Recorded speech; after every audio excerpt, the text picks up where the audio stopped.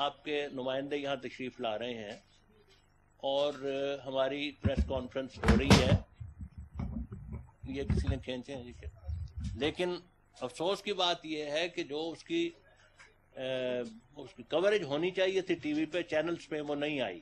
یہاں سے کھینچ کے چلے جاتے ہیں. مجھے اب نہیں پتا کہ اس کا بھی حشر کیا ہوتا ہے. آپ اس کو نشر کریں گے چینلز پہ یا نہیں نشر کریں گے، یہ میں کچھ نہیں کہہ سکتا.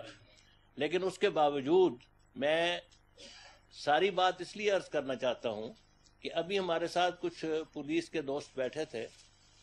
وہ مجھے کہنے لگے کہ مرزا صاحب قصور آپ کا بھی ہے کہ آپ بند سوسائٹی ہو گئی ہے آپ کی کمیونٹی جو ہے، اور اس کا لوگوں کو پتہ نہیں ہے. میں نے ان سے عرض کیا تھا کہ دیکھیں ہماری بند کمیونٹی نہیں ہے. ہمارے ربا میں جلسے ہوتے ہیں، مخالفین کے جلسے ہوتے ہیں. ہمارے جو معاندین ہیں، ہمارے خلاف کفر کے فتوے دیتے ہیں، قتل کے فتوے دیتے ہیں، ان کے جلسے باقاعدہ سال میں 2 یا 3 مرتبہ ہوتے ہیں. ربا میں، لاہور میں ہوتے ہیں، مختلف جگہوں پہ ہوتے ہیں. بدقسمتی کی بات یہ ہے کہ ہمیں ایک دفعہ بھی جلسے کی اجازت نہیں دی گئی. کل ایک مشیر جو وزیر اعلیٰ کے مشیر تھے پنجاب گورنمنٹ کے، وہ ٹی وی پہ کہہ رہے تھے کہ اجازت تو مانگتے نہیں ہیں. صورتحال یہ ہے کہ ہم 84 کے بعد سے 83 میں ہمارا آخری جلسہ سالانہ ہوا ہے، اینول گیدرنگ، جس میں سارے پاکستان سے اور باہر سے بھی دوست آتے تھے. اس کے بعد سے ہم 84 سے باقاعدہ طور پہ ہر سال گورنمنٹ کو اجازت کی درخواست دیتے ہیں، کبھی بھی اجازت نہیں دی گئی. پھر ہمارے یوتھ کے اجتماع ہوتے تھے، وہ بھی 85 سے وہ بھی بند ہیں. خواتین کے اجتماع ہوتے تھے، وہ بھی 85 یا 86 سے بند ہے. ایگزیکٹ فگر مجھے یاد نہیں، 85 یا 6 ہے. بزرگ لوگوں کے 40 سے اوپر لوگوں کے اجتماع ہوتے تھے، وہ بھی 85 سے بند ہے. بچوں کا اجتماع ہوتا تھا، وہ بھی بند ہے. ایک آل پاکستان باسکٹ بال ٹورنامنٹ ہوتا تھا جس میں سارے پاکستان کی ٹیمیں آتی تھیں، بڑی بڑی ٹیمیں، ریلویز کی، بردرز کلب، سارے آتے تھے، وہ بھی 85 سے بند ہے. گھوڑ دوڑ ٹورنامنٹ ہوتا تھا، سارے پاکستان سے دوست آتے تھے اس میں، جس طرح یہاں گھوڑ دوڑ ٹورنامنٹ اس میں فورٹریس اسٹیڈیم میں ہوتا ہے، اسی طرح وہاں بھی آتے تھے، وہ بھی بند ہو گئے ہیں. بند کر دیے گئے ہیں، ہو نہیں گئے، یعنی ہمیں اجازت نہیں ملتی. کبڈی ٹورنامنٹ ہوتا تھا، اینول فنکشن تھا، یہ ربا میں ہوتا تھا. کبڈی ٹورنامنٹ ہوتا تھا، وہ بھی 85 84 سے بند ہے.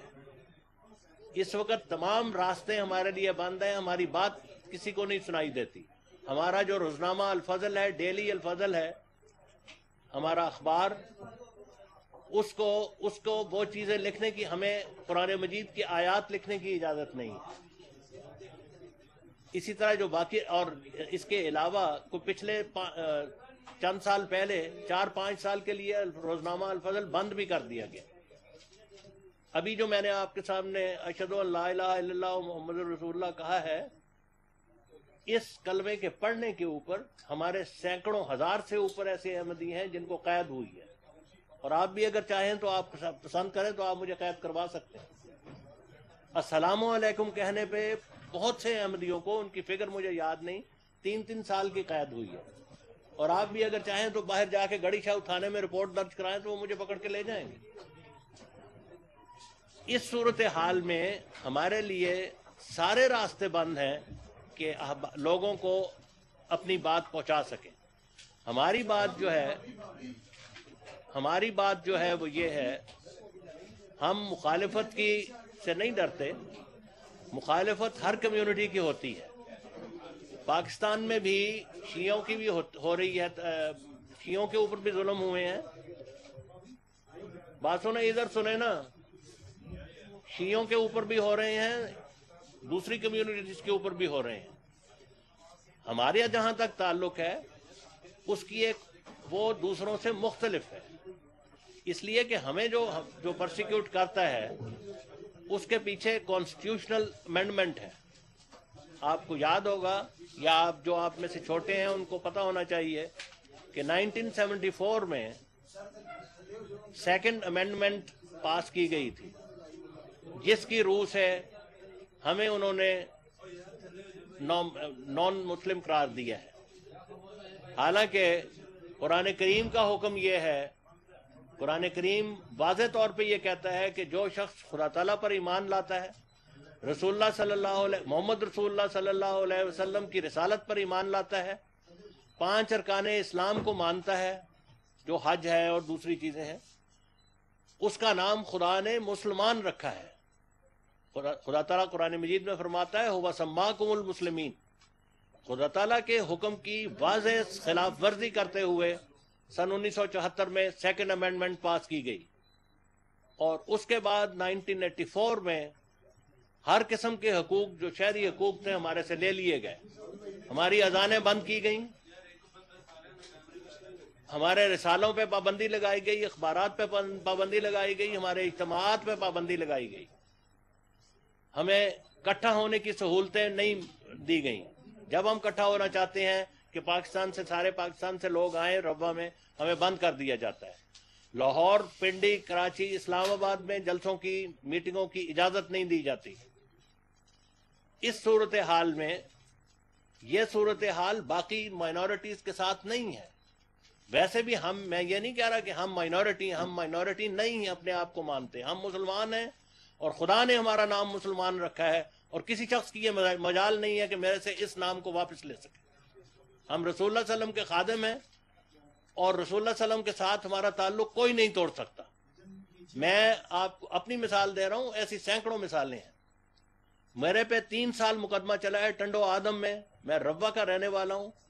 3 سال میں پیشیاں جا کے بھگتا رہا ہوں، صرف اس بات کے کہنے پہ کہ میں رسول اللہ صلی اللہ علیہ وسلم کو اپنا نبی مانتا ہوں۔ 3 سال میں نے پیشیاں بھگتی ہیں، اور پیشیاں اس طرح نہیں ہوتی تھی کہ سال میں 1 ہو گئی، بعض اوقات مہینے میں 4 ہوتی تھی۔ آپ سوچ سکتے ہیں کتنا فاصلہ ہے فرام ربوہ ٹو ٹنڈو آدم۔ ایک وقت ایسا آیا کہ میرے جو افسر تھے ربوہ میں، انہوں نے مجھے کہا کہ یہ جو تم یہاں سے جاتے ہو، تم کراچی جا کے بیٹھ جاؤ، وہیں سے جایا کرو، یہ صورتحال بہت مشکل۔ تو یہ صورتحال ہے جماعت احمدیہ کی۔ پرابلم یہ ہے، مسئلہ یہ ہے کہ جماعت احمدیہ کے خلاف پرسیکیوشن کو لیجیٹیمائز کیا گیا ہے۔ جماعت احمدیہ کے خلاف مسلسل ایک مہم سن 1974 سے چل رہی ہے کہ یہ واجب القتل ہے، ان کو قتل کرنا کار ثواب ہے۔